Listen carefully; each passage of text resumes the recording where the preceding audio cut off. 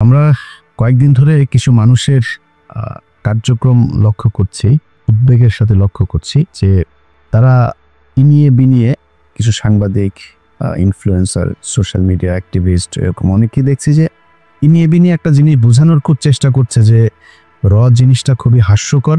বাংলাদেশে টো বলে কোনো কিছু নাই, ভারতীয় আধিপত্যবাদ এই দেশে কোনোদিন হয় নাই। এর সাথে আবার এমন কিছু রাজনৈতিক দলও এটাকে হাস্যকর পরিস্থিতিতে নিয়ে গিয়েছে, যারাই এতদিন ধরে এই ভারতের গোয়েন্দা সংস্থা, ভারতের আধিপত্যবাদের বিরুদ্ধে কথা বলেছেন। তো ওই যে একটা কথা আছে না, যে যায় লঙ্কা সে হয় রাবণ, পরিস্থিতিটা অনেকটা এরকম। তো সুখ দেখলে দুঃখের কারণগুলো খুব দ্রুত ভুলে গেলে ওই সুখ কিন্তু বেশি দিন থাকে না, থাকবেও না। আমি একজনকে দিয়ে আজকে উদাহরণটা আপনাদেরকে দেব। এটা ওনাকে দিয়ে যদি দেই তাহলে মোটামুটি অন্যদের উদ্দেশ্যটা কি সেটা আপনারা নিজেরা যদি একটু চিন্তা করেন, ওইটার সাথে মিলালে সবগুলো বুঝে ফেলতে পারবেন। বিবি নুরুল হক নূর এই দেশের উদীয়মান একজন তরুণ রাজনীতিবিদ ছিলেন। তো ছিলেন কেন বললাম, সেটা হচ্ছে যদি সম্মুখ যোদ্ধা হিসাবে চিন্তা করেন, আমাদের চাইতে তিনি উৎকৃষ্ট মানের আওয়ামী বিরোধী একজন রাজনীতিবিদ বা যোদ্ধা, যেটাই বলেন, অনেক কিছু করেছেন এবং তার প্রতিদানও বাংলাদেশের মানুষ তাকে দিয়েছে। অকুণ্ঠ ভালোবাসা, অপরিসীম ভালোবাসা নুরুল হক নূর পেয়েছেন। না চাইতেই তিনি টাকা পয়সা পেয়েছেন। আমি নিজেও আমার এখানে অনেক বন্ধু বান্ধবের কাছ থেকে মানে একটা বিশেষ সংগঠন তারা করেছিল, আমি নিজে বলেছি ভাই ওদেরকে কিছু টাকা দেন। মাঝে মধ্যে এখান থেকে অনেক টাকা পয়সাও গিয়েছে, আমি নিজেও জানি। আমি নিজেও পার্টিসিপেট করেছি, আমার পকেট থেকে টাকাও দিয়েছি, তার পক্ষে কথা বলেছি, অনেক ভিডিওতে পোস্টে তার পক্ষে কথা বলেছি। তো উনি যেই ত্যাগ স্বীকার করেছিলেন সেটার জন্য উনি ওনার ভালোবাসাও পেয়েছেন। কিন্তু একটা জিনিস বলে রাখি, বিবি নুরুল হক নূর তিনি একজন সাহসী মানুষ। তিনি ঢাকা বিশ্ববিদ্যালয়ে যেই সময়ে যেভাবে কথা বলেছেন, যেই মার খেয়েছেন, আমি নিজে হলেও মানে মারার কিছু নাই, আমি নিজে হইলেও ওই ধরনের পরিস্থিতিতে ওইভাবে সামনাসামনি গিয়ে এই মারামারি মার খাওয়া এই পর্যন্ত টিকতাম কিনা আমি জানি না, কিন্তু তিনি সেটা করেছেন। বাট আরেকটা জিনিস বলে রাখি, পৃথিবীতে যত মানে চোর, বাটপার, ডাকাত, তারপরে প্রতারণার সাথে জড়িত যারা ছিনতাইকারী, সাহসী লোক, কিন্তু আওয়ামী লীগের লোক কিন্তু সাহসী আছে, বুঝছেন? এই মানে বেশিরভাগ চোর, বাটপার, এই একটু উচ্ছৃঙ্খল টাইপের, হিংস্র টাইপের, যাদের ভেতরে কোনো মনুষ্যত্ববোধ কাজ করে, এই ধরনের লোকজন কিন্তু আওয়ামী লীগ করে বেশি। তো সাহস আছে, মার খেতে পেরেছেন, এটা দিয়ে সবকিছু পরিমাপ করা যাবে না। তখনই যাবে যখন আপনার সবকিছু দেশের জন্যই হবে।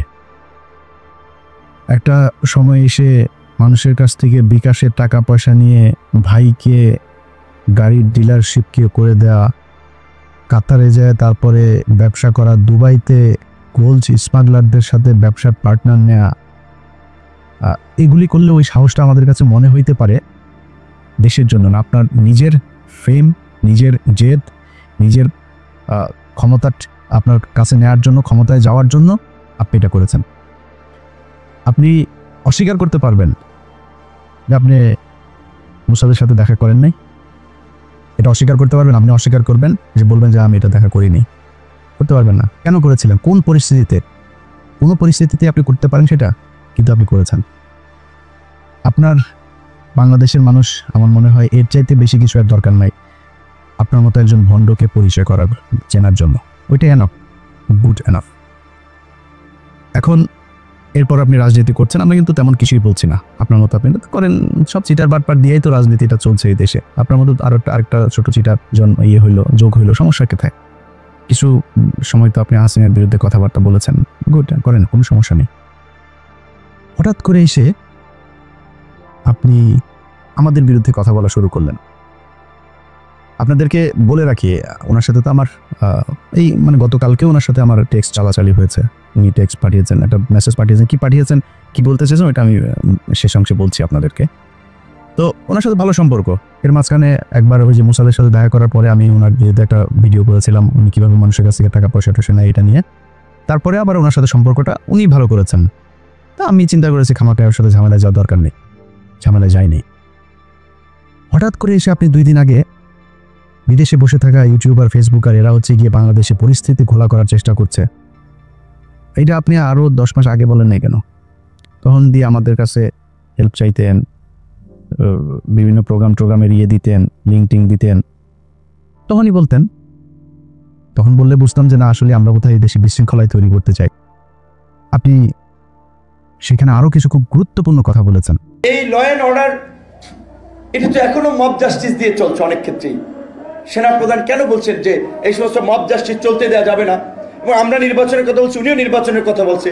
এটা তো দোষের কিছু না। অযথা সেনাবাহিনীকে আপনার আরেকটা মুখোমুখি অবস্থানে দাঁড় করিয়ে একটা জনগণের মাঝে বিভ্রান্তি তৈরি করার তো কোনো মানে নাই।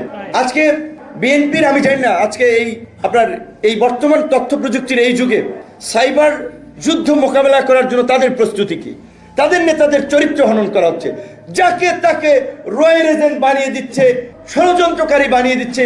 আর এই যে একজন ইউটিউবার, ফেসবুকার, এরা হচ্ছে দেশপ্রেমিক। দেশের বাইরে থেকে এরা আপনার দেশ স্বাধীন করে ফেলেছে, সিনিয়র নেতাদের চরিত্র হনন করছে। এইগুলো নিয়ে আমি জানি আপনাদের এগুলো কনফিউজ করে কিনা। তো এইভাবে যদি মানুষের মাঝে বিভ্রান্তি তৈরি করে, তাহলে তো মানুষ বিভ্রান্তিতে পড়বে। কথায় কথায় একে ওকে র ট্যাগ লাগায় দেয়। র ট্যাগ লাগায় দেয় মানে কি? আমরা তারেক রহমানের র বলছি নাকি, কখন খালেদা জিয়াকে বলছি, ভারতের চর বলছি কখনো? সালাউদ্দিনকে কেন বললাম? ওই মির্জা আব্বাসের সাথে গেঞ্জা, মির্জা আব্বাসে তো আমরা রয়ের লোক বলি নাই। ওই গোয়ারশর চন্দ্র রায়, তারে রয়ের লোক বলি, এরে বলছি। ফখরুলের বলি। বিএনপিতে তো হাজার হাজার লক্ষ লক্ষ কোটি কোটি মানুষ, কেউ বলি না তো? ওই শামা ওবায়দরে বলছি। এদের বলি কেন? নিশ্চয় কারণ আছে। সবাইরে তো বলি না, আপনারও তো বলি নেই। আপনার বিরুদ্ধে যখন কথা বলছে তখন আপনি যে ওদের ওই অন্য দেশের গোয়েন্দা সংস্থার সাথে দেখা করে আসেন, আপনারা কিন্তু আমরা রয়ের লোক বলি নেই তখনও। তো যাদেরকে বলি তাদের পেছনে নিশ্চয়ই কারণ আছে। সালাউদ্দিন সাহেব শিলংয়ে গেলেন, শিলংয়ে যায় তারপরে সেখানে সাদা লুঙ্গি, সাদা পাঞ্জাবি পরে বিশাল বাংলোর মধ্যে ঠ্যাংয়ের উপর ঠ্যাং তুলে দেয়া, তারপরে তিনি বসেই করেন, লোকজনের সাথে দেখা করেন, সাক্ষাৎ করেন, ছবি তোলেন, পোলাও কোরমা খায়, আবার পছন্দ মতো নারীও সাপ্লাই পায়, সবই পেয়েছে। তো কিছুই হয়নি।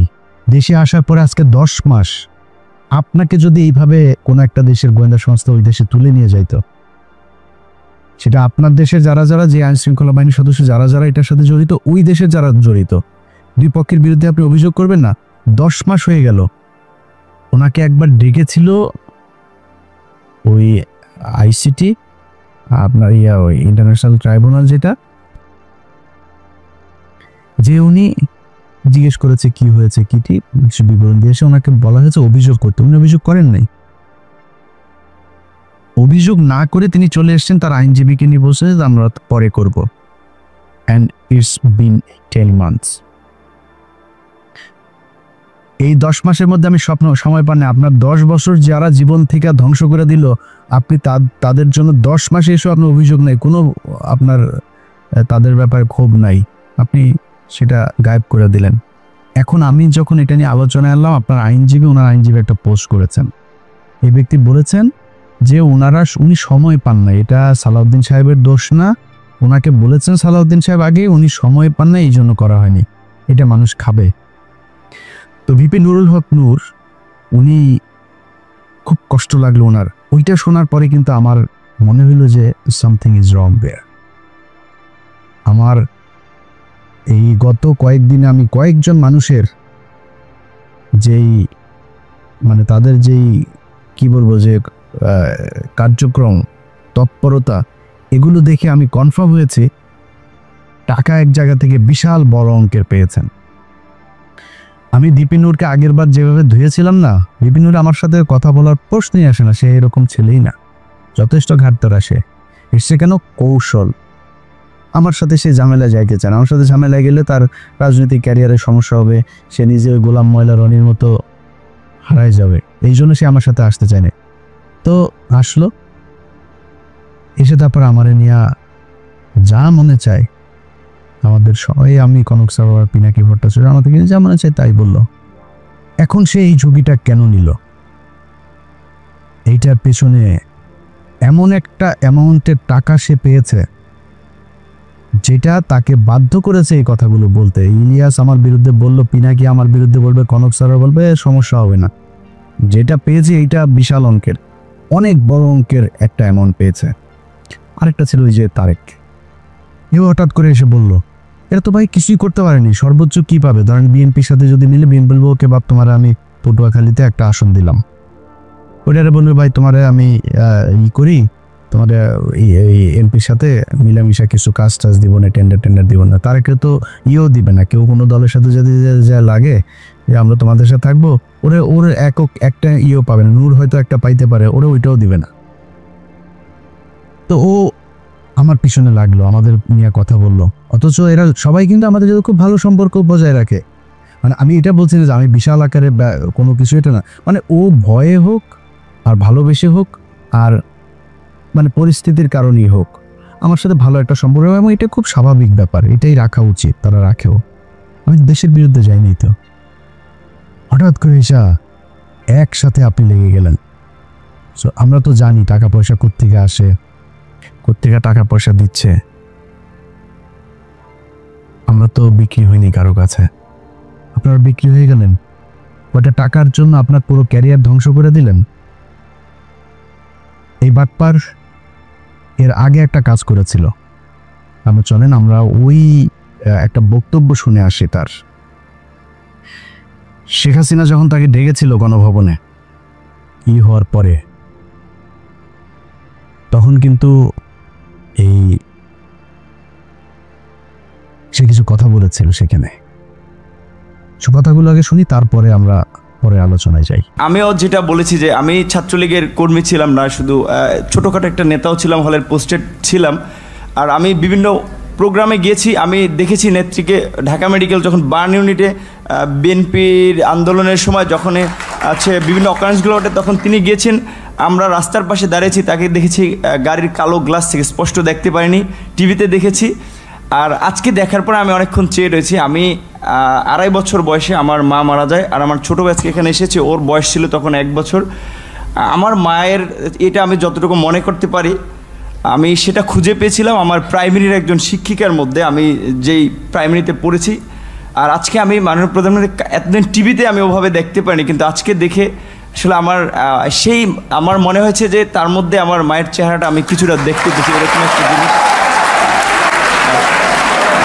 হচ্ছে।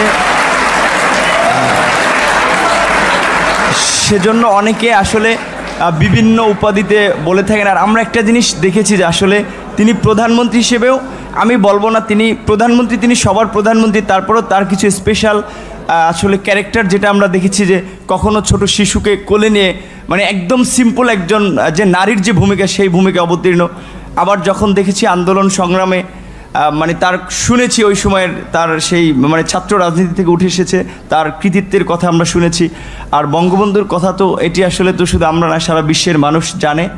আর তার সুযোগ্য কন্যা যদিও শেখ রেহানা আপা আমরা রয়েছে, কিন্তু এটি তো আমরা মানে সবার মধ্যে সব গুণ এককভাবে থাকে না, কিন্তু আপা আমরা মনে করি যে আসলে যেটা বঙ্গবন্ধুর মধ্যে অনেকে বলে যেটা ছিল তার পুরোটা মনে হয় যে আমাদের নেত্রী পেয়েছেন।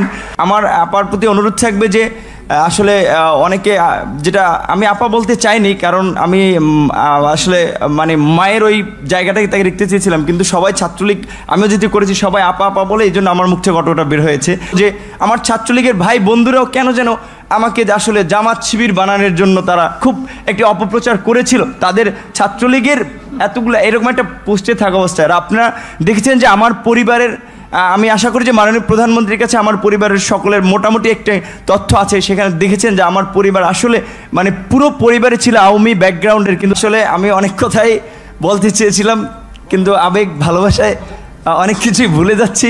জয় বাংলা, জয় বঙ্গবন্ধু।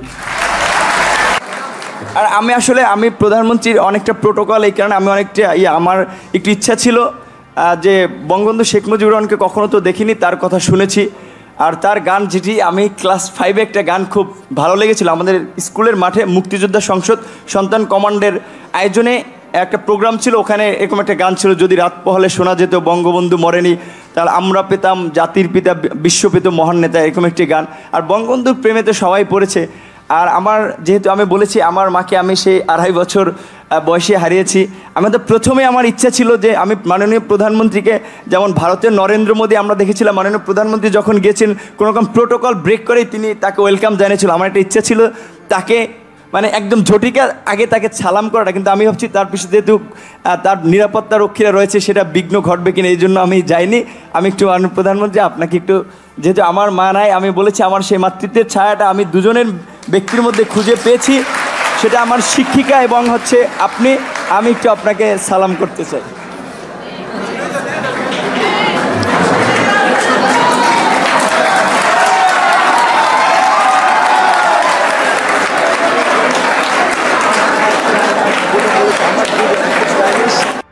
আচ্ছা, এই যে বক্তব্যটা সে দিয়েছে, এই বক্তব্যটা আপনারা শুনেন, এই বক্তব্যটার কনক ভাই তার ইউটিউবে 2 দিন আগে আরেকবার দিয়েছে, ওইটার লিঙ্ক আবার আমি আমার ফেসবুকেও শেয়ার দিয়েছিলাম। তো শেয়ার দেওয়ার সেটা আবার তার চোখে পড়েছে, পড়ার পরে সে সকাল থেকে কিন্তু আমি ভিডিও যখন রেকর্ড করছি, এটা হয়তো আপনারা কালকে দেখবেন, সে সকাল থেকে কনক ভাইকে অনেকবার ফোন দিয়েছে। আমি কনক ভাইয়ের সাথেই ছিলাম, অনেকবার ফোন দিয়েছে সে। তো আমরা অন্য আলাপে ছিলাম, ফোন টোন ধরা হয়নি কার।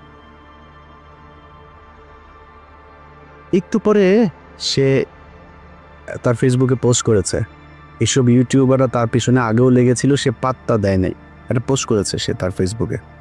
তো সে আমাকে একটা লিঙ্ক পাঠিয়েছে, এর কিছুক্ষণ আগে আবার একটা লিঙ্ক পাঠিয়েছিল আমাকে, সে ব্যাখ্যা দিয়েছে।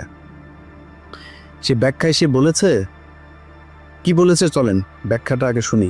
ওই যে শেখ হাসিনার ওইখানে গণভবনে গিয়ে যে বক্তব্য দিয়েছিল, সেটার ব্যাখ্যাতে তার জবাবটাতে আপনারা সন্তুষ্ট হন কিনা চলেন শোনা যাক। আমার কাছে ফোন আসলো তৎকালীন প্রধানমন্ত্রীর কার্যালয়ের থেকে, যে ডাকসুর সমস্ত প্যানেলকে তিনি চায়ের আমন্ত্রণ জানিয়েছে। যাওয়ার সিদ্ধান্ত নেওয়ার আগেই তখন আমার বাবাকে এই পটুয়াখালী থেকে ঢাকায় নিয়ে আসা হয়, এবং নিয়ে এসে তাকেও কিছুটা আসলে যে আতঙ্কিত করা হয়, আপনার ছেলে যদি না যায় আপনার ছেলেকে মেরে ফেলতে পারে। দেখেন খালেদা জিয়ার মতো একজন বিশাল মাপের নেত্রী, তাকে জেলে নিয়েছে, বিএনপির নেতাকর্মীরা কি আন্দোলন করে তাকে বের করতে পেরেছে? সে যদি না যায় এটার জন্য তার পরিণতি কিন্তু চরম আসলে খারাপ হতে পারে। তো এখন আমার মা নেই, তো আমার বাবা আসলে এক প্রকারে আমার বলা চলে যে খুব ক্ষমা চাওয়ার মতো, যে বাবা আমি তো তোদেরকে মানুষ করেছি, আমি তোদের কাছে কিছু চাই নাই, বলি নাই, তোরা বিশ্ববিদ্যালয়ে পড়স, আমি তোর একটা অনুরোধ করি যে যেহেতু প্রধানমন্ত্রীর পক্ষ থেকে দাওয়াত করা হয়েছে, গণভবনে যাও। উনি স্বাভাবিকভাবেই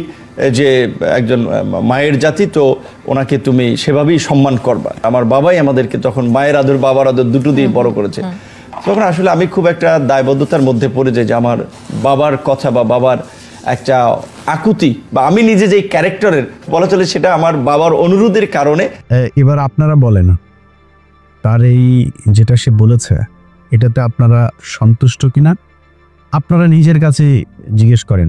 দেখেন, তাকে নাকি তার বাবাকে চাপ দিয়ে তারপরে তাকে সেখানে যেতে বাধ্য করেছে। বাবাকে আপনার কি মনে হয় ভিপি নূর যা যা করেছে সেটা যদি সাজানো নাটক না হয়, আমার তো মনে হয় প্রতিটা ঘটনাতেই তার বাবা মাকে চাপ দিয়েছে।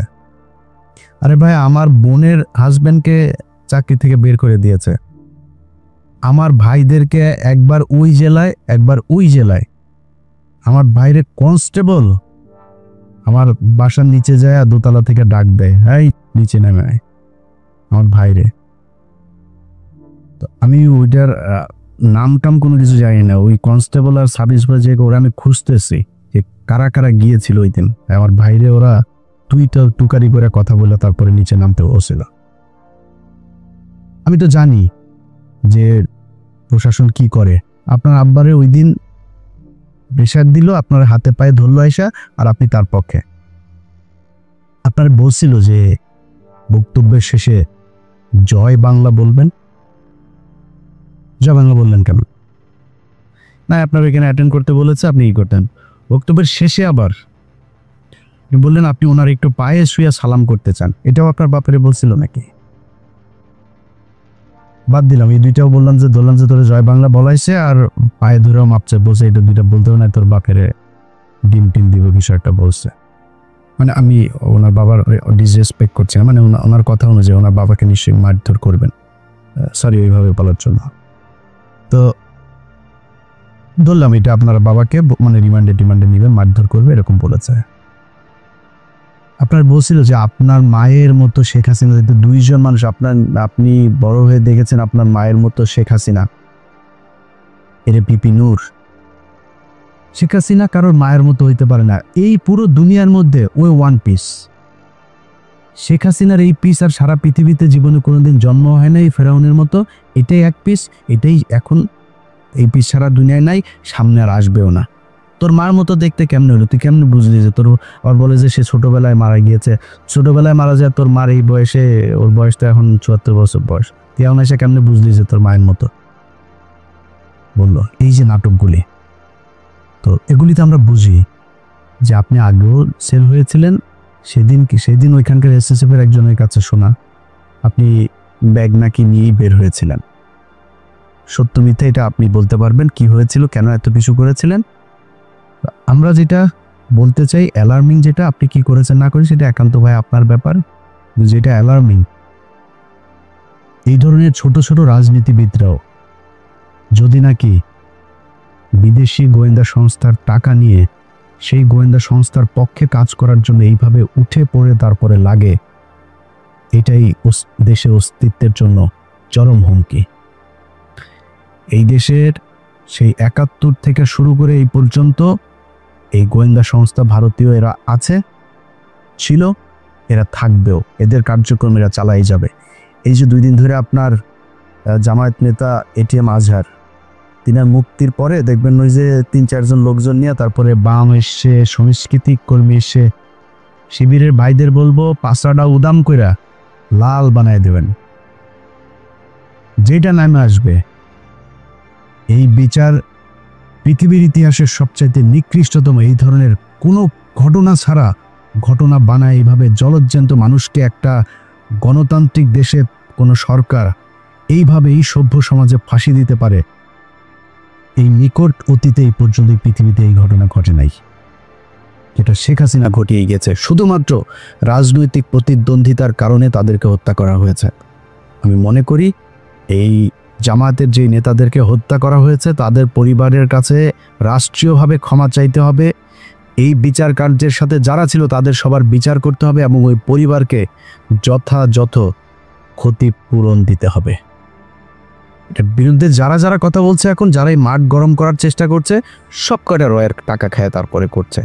তারা টাকা দেয়, এই যে সচিবালয় দেখেন ভাই, পাশার মধ্যে লাতিতে বার করে দেন সচিবালয়, চাকরি নেওয়ার জন্য পোলাপান বসে আছে, সচিব নাই তাও বানাইতে আপনার সময় লাগবে। আরে ভাই যেগুলি এখন আন্দোলন করছে, আর এই আন্দোলন করছে তাদেরকেও যে আমি খুব বেশি দোষ দিব তা না, হঠাৎ করে এসে এই অধ্যাদেশ দেওয়ার কারণটা কি, এটা কেন দিলে, এটার পেছনে আমার মনে হয় দেখা উচিত। তো এই মাঠ যারা গরম করার চেষ্টা করে এখন কোনো কারণ ছাড়া, এদের ব্যাপারে আমি মনে করি এনসিপি, জামায়াত ইসলাম, ছাত্রদল সবারই মাঠে থাকা উচিত, খুব তীক্ষ্ণ নজর রাখা উচিত। যে বিষয়টা নিয়ে কথা বলেছি সেটা দিয়ে শেষ করি ভাই। আপনাদের টাকা পয়সার দরকার আছে আমি জানি, ভিপি নূর আপনি অনেক সম্মান পেয়েছেন এই দেশে, আমার মনে হয় ওইটা নিয়ে সন্তুষ্ট থাকলে অনেক বেশি ভালো হইতো। অনেক টাকার মালিক হইতে পারেন নাই, অনেক টাকার মালিক হওয়ার দরকারও নাই। আপনার এক সময় টাকা পয়সা ছিল না, আপনার টাকা পয়সা দিয়ে এই দেশের মানুষ চালায় নাই, তখন কিন্তু এই দেশের মানুষ আপনাদের বিকাশ নূর বলে নাই। বিকাশ নূর এখন কেন বলে, এটা বলার একমাত্র কারণ হচ্ছে আপনি বিকাশে মানুষের কাছ থেকে টাকা নিয়ে দেশের বিরুদ্ধে কাজ করেছেন। দেশের পক্ষে কথা বলতেন ভাই, আমি খুব গর্ববোধ করব আমার শেষ বয়সে যদি নাকি ধরেন আল্লাহ মাফ করুক এমন কোনো সমস্যা হয়, আমার মানুষ সাহায্য তুইলা তারপরে আমার সেই সমস্যার সমাধান করতে হয়, আমার চাই একটু কষ্ট থাকবে না। আমি এইখানে বিশাল রাজকীয় জীবনযাপন করি না, এই যে কথা বলছি না, এই ছোট্ট একটা ঘরের মধ্যে ওই যে পেছনে দরজা, খুব সমস্যা হয় মাঝে মধ্যে, ওই রুম থেকে বের হইতে পারেন আমি ভিডিও তৈরি করার সময়, একদম আক্ষেপ নাই। ছোট বাসায় আছি, আলিশান জীবনযাপন করি না, সমস্যা নেই। তো ধরেন এই চেয়ে একটু ভালো বাসায় থাকতে পারতাম, আল্লাহর রহমতে যা খাইতে চাই খাইতে পারি, আল্লাহ সেই সুযোগ দিয়েছে ভাই।